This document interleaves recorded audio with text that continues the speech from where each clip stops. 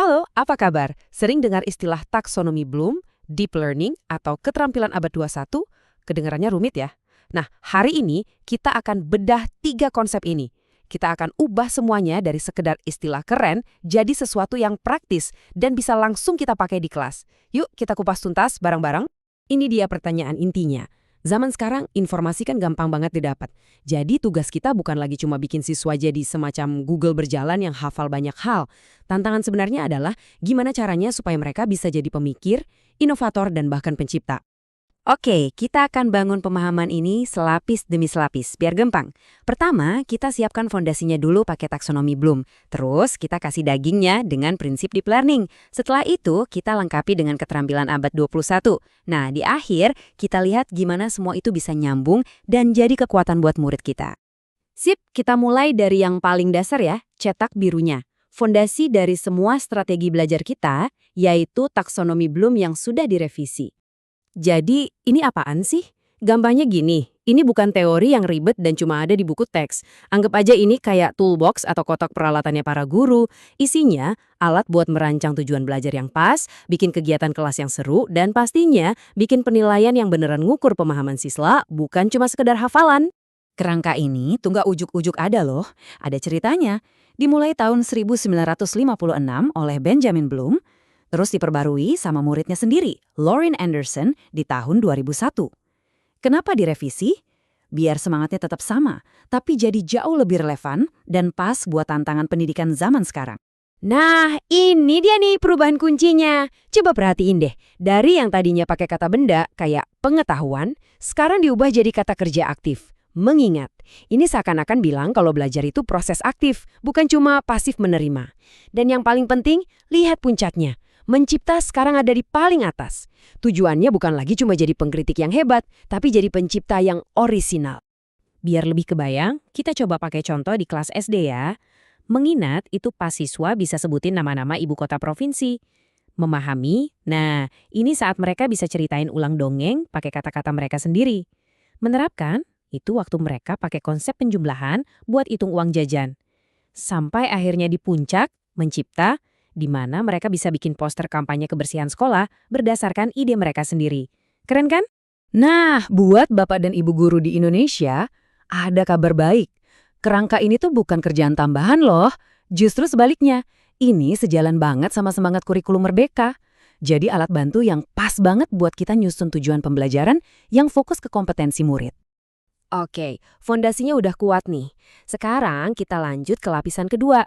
Gimana caranya biar pembelajaran itu nggak cuma di permukaan, tapi benar-benar meresap dan punya makna.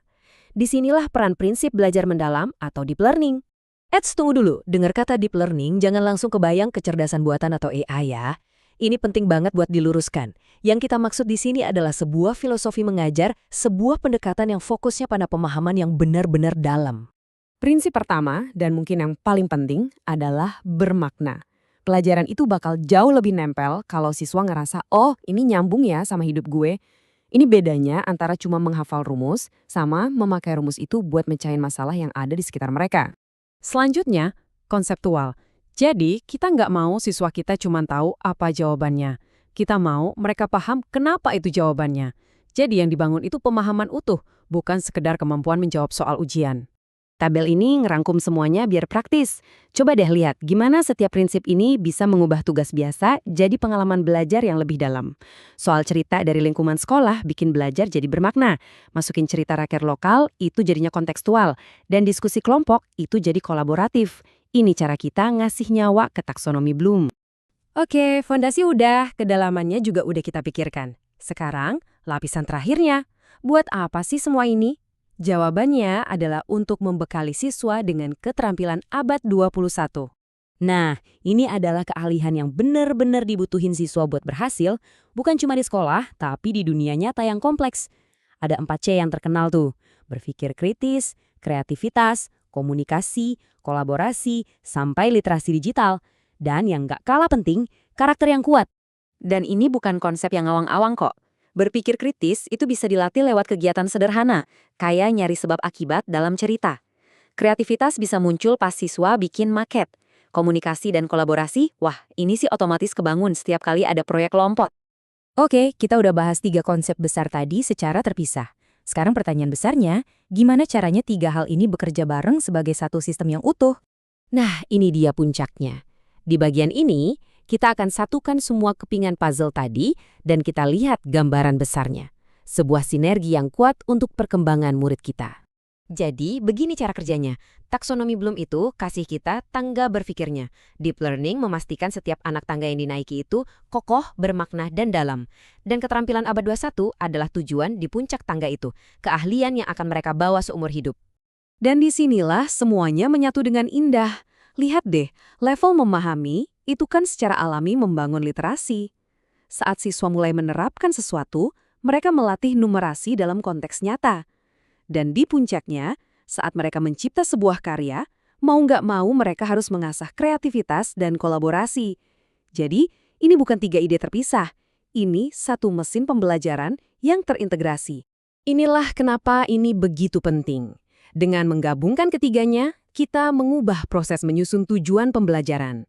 Dari yang tadinya mungkin terasa seperti kewajiban administratif, jadi sebuah proses mendesain pengalaman belajar yang otentik dan benar-benar berdampak bagi siswa. Jadi, sebagai penutup, mari kita renungkan ini. Mungkin fokus kita perlu sedikit bergeser.